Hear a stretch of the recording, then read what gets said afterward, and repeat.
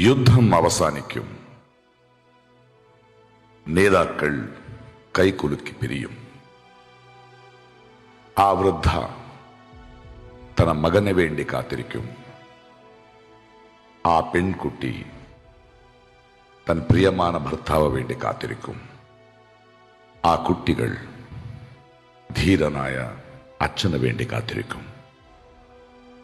എന്റെ മൺ, എന്റെ മാതൃഭൂമി വിറ്റതാരാണെന്ന് ഞാൻ അറിയില്ല. പക്ഷേ അതിന് വില കൊടുത്തതാരാണെന്ന് എനിക്കറിയാം. This is the truth with wars. We don't know who sell our homeland, but we know who paid the price. And when such homicide, such genocide is happening in Gaza, it's not only the Israel, but every country, every human being who's silent about it is also a part of it. ശരീരത്തിനെട്ട മുറിവ് മൗനമായിരുന്നാലും സുഖപ്പെടും. പക്ഷേ സമൂഹത്തിനെട്ട മുറിവ് മൗനമായിരുന്നാൽ ഇന്നും കൂടുതലായി വ്രണപ്പെടും.